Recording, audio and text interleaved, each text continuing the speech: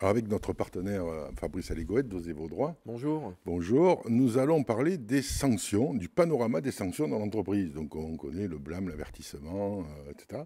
Est-ce qu'on peut faire un tour d'horizon rapide des sanctions et comment on les qualifie, comment on les divise, comment on les classe?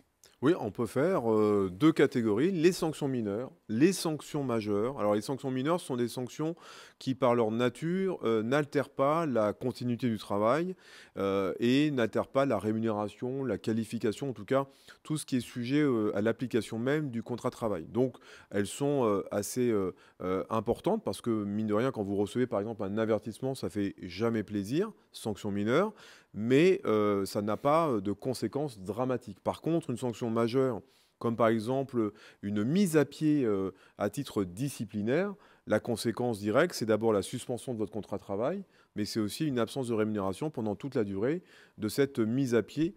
Donc on voit bien que les sanctions peuvent avoir des impacts différents en fonction de leur nature. Alors, certaines nécessitent un entretien préalable, d'autres pas. Comment on se fait assister et quel est le rôle de l'élu qui va vous assister? Alors, lorsque l'employeur entend prendre une sanction majeure à l'égard du salarié en fonction de la faute qu'il prétend qu'il ait commis, il va devoir le convoquer effectivement à un entretien préalable. Alors, le salarié va recevoir un courrier plusieurs jours avant le jour de l'entretien. On parle de 5 jours en général avant la date de l'entretien. Et dans ce courrier, le salarié devra être informé, c'est la loi, de sa capacité à être assisté par n'importe quel salarié appartenant à l'effectif de l'entreprise. Alors très souvent, les salariés vont retenir aussi un élu du personnel, d'abord parce qu'il est salarié d'entreprise, et aussi parce que sa position d'élu, sans doute, sera plus favorable au salarié au vu de la connaissance parfois qu'il a du droit ou du fonctionnement même de l'entreprise. Donc Disons, on vient accompagner, c'est quand même mieux en tout cas, pour tout salarié qui est convoqué à un entretien préalable. il est réputé être plus formé. Il est réputé être plus sachant, alors formé, rompu aussi au fonctionnement d'entreprise, rompu aussi à la gestion de la pression. On sait très bien que lors d'un entretien préalable, surtout lorsque l'employeur entend démontrer l'existence d'une faute professionnelle qui sera sujette à discussion et à sanction, il est clair que le salarié tout seul, il est souvent plus sous la pression qu'un élu du personnel chargé de l'assister. Est-ce que n'importe qui peut représenter l'entreprise pour un entretien préalable? Alors non, parce que l'employeur lui-même peut venir accompagner, mais d'un salarié appartenant à l'effectif aussi de l'entreprise. Alors souvent, ça peut être le chef de service, par exemple, service auquel appartient le salarié concerné. Ça peut être aussi la RH, hein, un responsable des ressources humaines qui peut venir accompagner le chef d'entreprise, mais il ne pourra pas venir, par exemple, avec son propre avocat. Mais on ne peut pas dire que n'importe quel salarié n'étant pas en responsabilité dans l'entreprise peut procéder à un entretien et à un licenciement. Alors non, parce que quand on dit l'employeur, d'ailleurs, on dit un dirigeant, une autorité qui a compétence d'abord à trancher du litige. C'est très souvent le headquarter, comme on appelle ça, les membres du top direction, dont font partie les chefs d'entreprise, les chefs d'établissement, les chefs de service, les directions des ressources humaines. N'importe qui capable de signer une lettre d'embauche peut vous débaucher. Oui, voilà, et puis on pourrait même dire n'importe qui peut signer votre contrat de travail peut aussi le rompre. Voilà, et peut aussi le rompre, ce qui veut dire que votre chef immédiat n'étant pas en capacité de signer votre contrat de travail, c'est pas lui qui doit mener l'entretien préalable seul. Non, il peut venir en support de la personne qui a cette compétence, en particulier parce que il peut avoir un lien fonctionnel, voire hiérarchique avec le salarié concerné. Il peut amener des éléments de preuve, de matérialité pour montrer que la faute a pu être effectivement commise. On peut donc refuser de participer à un entretien préalable si s'il n'y a personne là en capacité de le mener. Alors, moi, je ne conseille jamais de faire front aux entretiens, mais par contre, on peut demander la nullité. Ça peut être un vice de procédure si le salarié a été confronté à une situation inédite qui n'avait pas lieu d'être.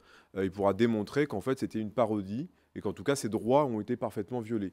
Je conseille de faire l'entretien malgré tout, mais ensuite de demander la nullité de la procédure. Alors, chaque faute correspond, enfin, chaque sanction correspond à une faute.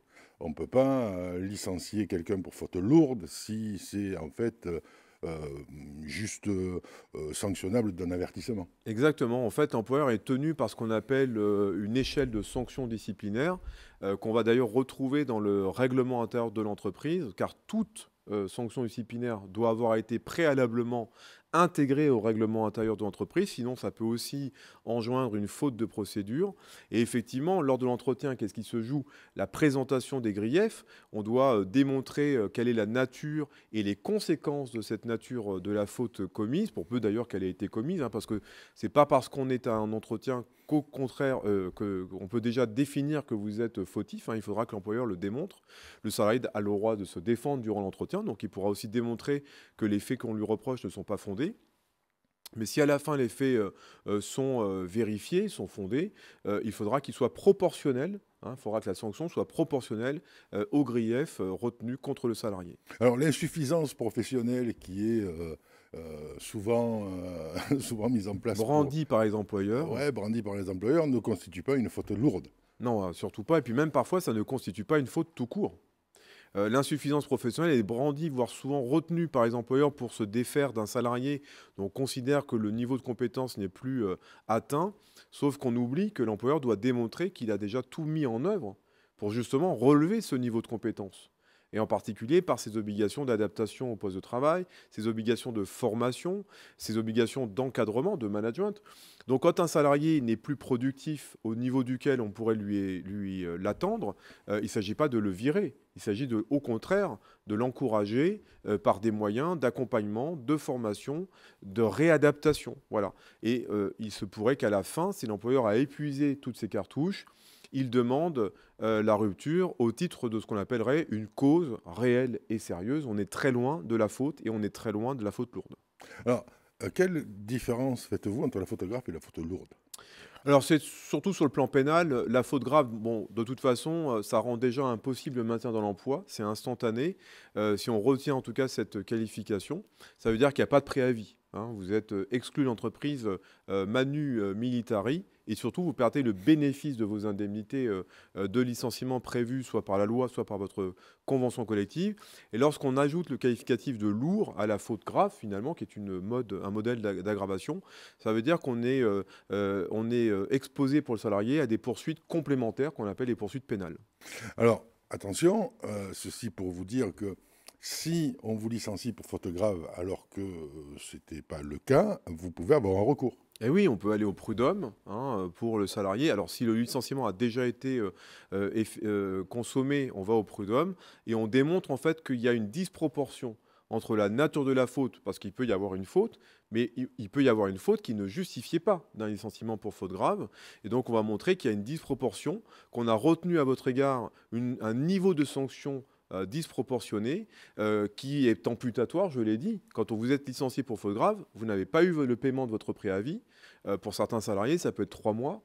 Vous n'avez pas eu le versement d'indemnité de licenciement. Et une personne, par exemple, qui avait 15 ans d'entreprise et un certain niveau de revenu, ça peut se chiffrer en plusieurs mois de perte de salaire. Donc, c'est important quand même de ne pas, pour l'employeur, utiliser systématiquement le même qualificatif pour sanctionner une faute. Un abandon de poste, par exemple, vous qualifieriez ça de réelle et sérieuse ou de faute grave? Alors, ça va dépendre des conséquences ou des impacts pour l'entreprise. Généralement, on peut aller jusqu'à la faute grave, mais la plupart du temps, les employeurs vont plutôt utiliser la cause réelle et sérieuse. Parce que l'abandon de poste en tant que tel, d'abord, n'est pas en soi une faute. C'est d'abord une rupture de contrat qui est momentanée et dont on doit comprendre les motivations. Le salarié peut très bien être dans une période un petit peu difficile, par exemple une dépression, peut nourrir le fait qu'on ne revienne plus au travail alors qu'on n'a pas fait le choix de le quitter. D'accord ? Et donc, on ne peut pas licencier manu militari une personne au fait qu'elle ne s'est pas présentée à son poste. On va devoir reprendre contact avec elle par téléphone, par mail, par courrier et attendre une certaine période pour savoir si cette personne peut nous expliquer les raisons qui la conduisent à ne plus venir travailler. Si effectivement l'entreprise n'arrive pas à raccrocher le salarié au wagon, on va pouvoir mettre en place une procédure d'éviction. Cette procédure sera sans doute guidée par une cause réelle et sérieuse. Alors, on a évoqué tout à l'heure l'insuffisance professionnelle. Moi, j'en ai connu plusieurs qui ont toujours été au bénéfice du salarié arrivé au prud'homme. Est-ce que on peut conseiller là les employeurs de faire très attention avec cette insuffisance professionnelle. Oui, parce qu'en plus, c'est un aveu d'échec, hein, honnêtement. Quand vous avez recruté un salarié pour ses qualifications, vous l'avez recruté parce que le poste pour lequel vous le présumiez était taillé pour lui ou pour elle. Donc, à l'arrivée, pourquoi un salarié qui était compétent à l'embauche le deviendrait moins au bout de quelques années d'expérience ou d'expertise au service du même employeur? C'est sans doute qu'il y a eu des glissades. Mon poste a été transformé. Les objectifs ont été renforcés, les exigences d'employeurs ont été décuplées. Est-ce qu'en ligne de ça, on a formé un peu mieux, on a donné les moyens aux salariés pour mieux travailler? Ce n'est pas toujours certain. Et donc, licencier pour ce fait-là, c'est souvent un aveu d'impuissance et un désaveu des obligations de l'employeur vis-à-vis du salarié qu'il a embauché. On espère que vous êtes un peu plus au point si vous recevez une lettre recommandée ces jours-ci pour un entretien préalable et que vous saurez qu'il va falloir déjà amener des pièces, il va falloir préparer son entretien avec la personne qui vous assiste et puis que vous allez pouvoir vous défendre ou justifier ou acquiescer tout simplement en toute connaissance de cause. Et puis Merci surtout Fabrice. de rappeler une chose, c'est que l'entretien préalable ne présume pas que la faute est réelle et ne présume pas qu'on a déjà été sanctionné. Donc il faut attendre l'issue de l'entretien pour savoir ce qu'il en est. C'était très important. Merci Fabrice. Merci.